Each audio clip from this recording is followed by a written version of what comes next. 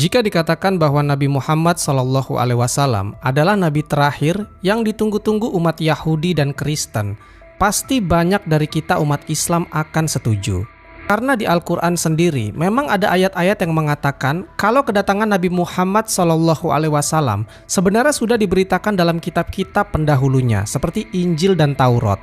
Sebagaimana hal itu ternukil di dalam Al-Quran, Allah Subhanahu wa Ta'ala berfirman, "Dan ingatlah ketika Isa ibnu Maryam berkata, 'Hai Bani Israel, sesungguhnya aku adalah utusan Allah kepadamu, membenarkan kitab sebelumku yaitu Taurat, dan memberi kabar gembira dengan datangnya seorang Rasul yang akan datang sesudahku, yang namanya Ahmad.' Maka tatkala Rasul itu datang kepada mereka dengan membawa bukti-bukti yang nyata, mereka berkata, 'Ini adalah sihir yang nyata.'" Al-Quran Surat As-Saff ayat ke-6.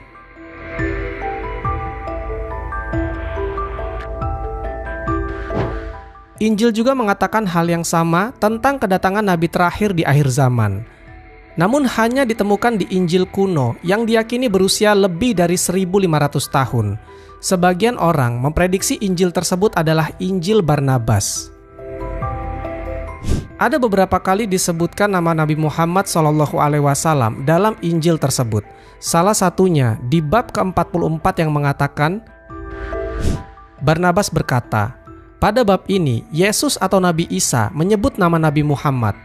'Oh Muhammad, Tuhan bersamamu.'" Yang lebih jelas lagi ada di bab ke-112. Dalam bab ini, Nabi Isa atau Yesus bercerita kepada Barnabas bahwa dirinya akan dibunuh. Namun kata Nabi Isa, Allah akan membawanya naik dari bumi. Sedangkan orang yang dibunuh sebenarnya adalah seorang pengkhianat yang wajahnya diubah seperti Nabi Isa. Dan orang-orang akan percaya bahwa yang disalib itu Nabi Isa.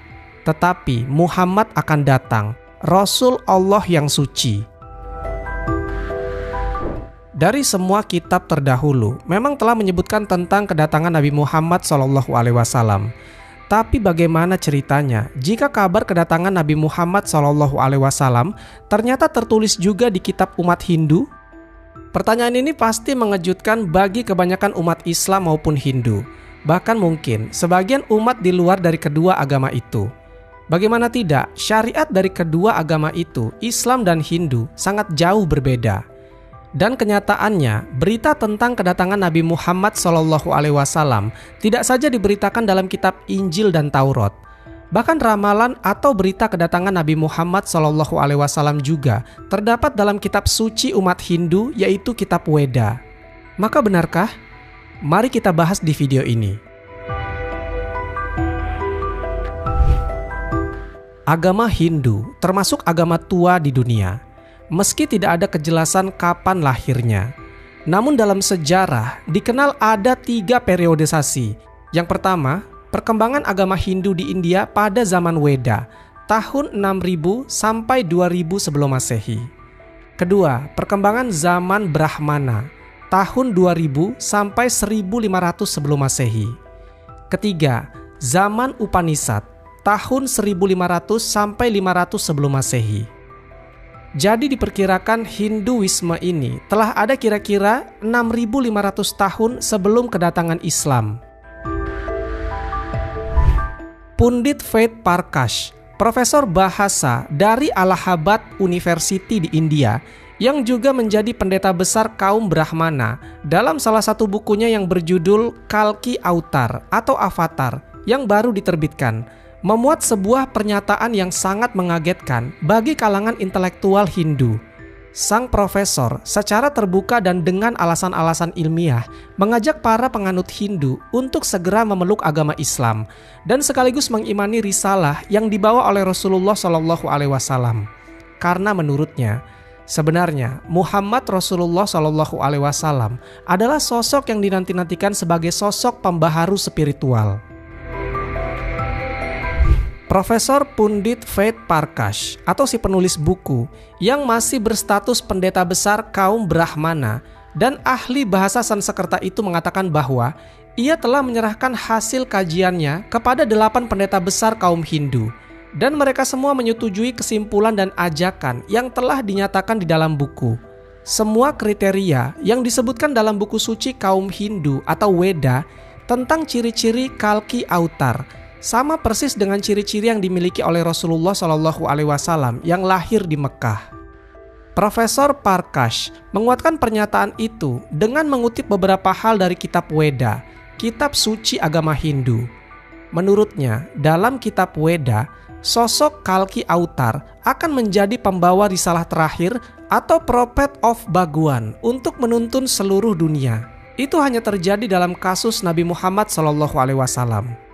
Menurut ramalan Hindu, Kalki Avatar akan lahir di sebuah jazirah atau island, dan itu di wilayah Arab yang dikenal sebagai Jaziratul Arab. Dalam kitab suci Hindu, menurut Profesor Parkash, bapaknya bernama Wisnu Bhagat dan ibunya bernama Somanip. Dalam bahasa Sanskerta, Wisnu berarti Allah, dan arti harfiah dari kata Bhagat adalah hamba atau budak. Dalam bahasa Arab berarti abdun. Oleh karena itu, Wisnu Bhagat dalam bahasa Arab berarti Abdullah atau hamba Allah. Sedangkan Somanip dalam bahasa Sanskerta berarti damai dan tentram, yang dalam bahasa Arab berarti kata Aminah. Dan sebagaimana diketahui bahwa ayah Nabi Muhammad SAW bernama Abdullah dan ibundanya bernama Aminah. Dalam kitab Weda juga disebutkan bahwa Kalki Avatar akan lahir di kaum yang dihormati dan mulia di tanahnya. Dan ini juga berlaku dalam kasus Nabi Muhammad SAW, karena ia lahir di suku Quraisy yang sangat dihormati di Mekah. Disebutkan pula bahwa Kalki Avatar akan diajarkan dalam sebuah gua oleh Bhagwan melalui utusannya sendiri.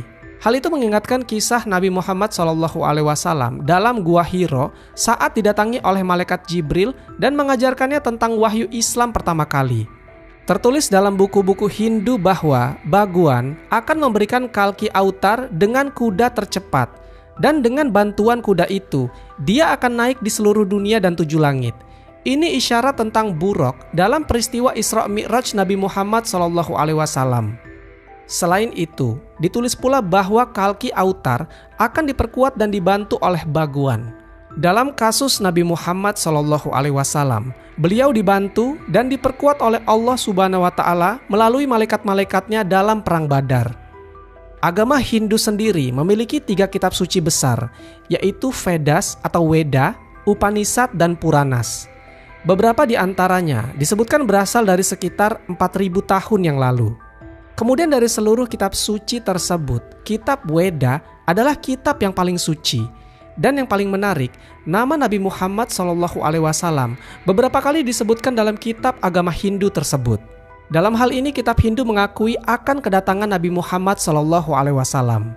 Kitab Hindu juga menjelaskan bahwa ada ayat-ayat ramalan tentang kedatangan Nabi Muhammad SAW. Ayat-ayat itu disebut dalam Bhavisha Purana. Pratisarga Parva 3, Kan 3, Adhyay 3, Sloka 10-27. Arya Dharma akan tampil di muka bumi ini. Agama kebenaran akan memimpin dunia ini. Dia diutus oleh Ishparmatma, dan pengikutnya adalah orang yang berada di lingkungan itu, yang kepalanya tidak dikuncir. Mereka akan memelihara jenggotnya dan akan mendengarkan wahyu. Mereka akan mendengarkan panggilan sholat, dan mereka akan makan apa saja kecuali daging babi. Mereka tidak akan disucikan dengan tanaman semak-semak atau umbi-umbian. Akan tetapi mereka akan tetap suci di medan perang. Mereka akan dipanggil dengan Musalaman atau perantara kedamaian. Jika diteliti dengan baik, ayat itu menjelaskan tentang ciri-ciri dari pengikut agama kebenaran, di mana semua ciri-ciri tersebut adalah ciri-ciri umum yang terdapat di umat Islam. Selanjutnya, di dalam Atharvaveda 20, him 127, sloka 1-14, disebutkan kalimat yang mengisyaratkan bahwa Nabi Muhammad SAW akan terungkap kemudian. Mantra 1 mengatakan, ia akan disebut Nara Sangsa. Nars artinya orang, sedangkan Sangsa artinya terpuji. Jadi Narasangsa adalah orang yang terpuji. Sementara di dalam bahasa Arab, nama Muhammad memiliki arti orang yang terpuji. Sehingga Narasangsa dalam bahasa Sanskerta identik dengan Muhammad dalam bahasa Arab. Selanjutnya, dalam mantra 2 mengatakan, ia adalah resi yang naik unta. Itu artinya, dia bukanlah seorang bangsawan India. Sehingga jelas, tokoh ini bukanlah dari golongan Brahmana, akan tetapi seseorang yang asing. Selanjutnya dalam Samaweda Untara Cikar, mantra 1500, mengatakan Ahmad akan dianugerahi undang-undang abadi. Yang dimaksudkan undang-undang abadi di sini adalah Al-Quran. Dan Al-Quran merupakan salah satu mukjizat terbesar Nabi Muhammad SAW. Namun karena orang India tak paham dengan kata Ahmad, maka diterjemahkan menjadi Ahmadi, yang artinya saya sendiri.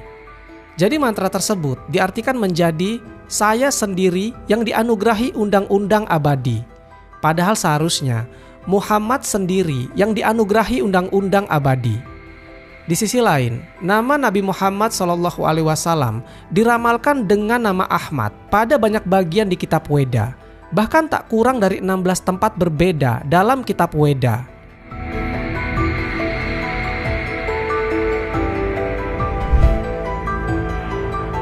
Wallahu a'lam bishawab. Semoga kisah ini bermanfaat. Lebih dan kurangnya mohon dimaafkan. Yang benar datangnya dari Allah Subhanahu wa taala. Khilaf atau keliru itu datangnya dari saya pribadi sebagai manusia biasa. Sampai ketemu di kisah-kisah seru yang penuh makna selanjutnya. Saya akhiri. Wassalamualaikum warahmatullahi wabarakatuh.